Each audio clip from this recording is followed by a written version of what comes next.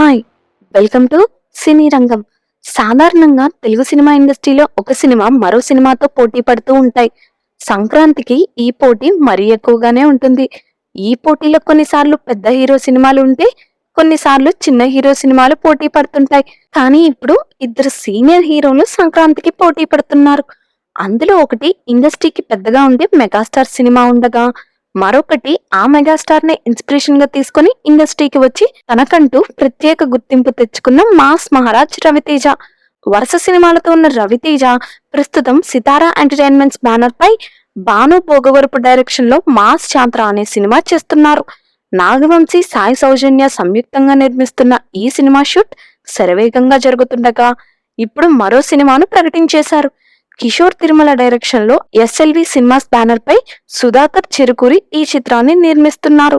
RT-76 గా తెరకెక్కుతున్న ఈ సినిమా పూజా కార్యక్రమాలు గురువారం హైదరాబాద్ లో పూర్తి చేయగా, ఈ సినిమాను వచ్చే ఏడాది సంక్రాంతి కానుకగా రిలీజ్ చేయనున్నట్లు ప్రకటిస్తూ ఒక పోస్టర్ రిలీజ్ చేశారు.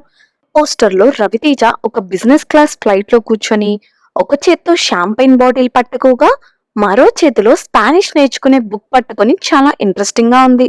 మరోవైపు మెగాస్టార్ చిరంజీవి హీరోగా అనిల్ రావిపూడి దర్శకత్వంలో ఓ చిత్రం తెరకెక్కుతున్న సంగతి తెలిసిందే. మెగా 157 గా వస్తున్న ఈ సినిమాలో నయనతార హీరోయిన్.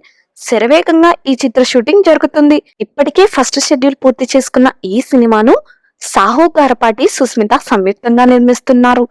భీమ్ సంగీతాన్ని అందిస్తున్న ఈ చిత్రం 2026 సంక్రాంతి కానుకగా విడుదల చేస్తామని ఇప్పటికే చిత్ర బృందం వెల్లడించిన సంగతి తెలిసిందే. ఇలా చూసుకుంటే ఈసారి రవితేజ చిరంజీవి పోటీ తప్పదనే చెప్పాలి.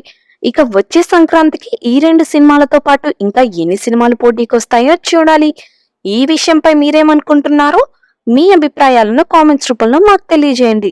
అలాగే ఇలాంటి మరిన్ని మూవీ రిలేటెడ్ కంటెంట్ కోసం మా ఛానల్ ను సబ్స్క్రైబ్ చేసుకోండి. Thanks for watching.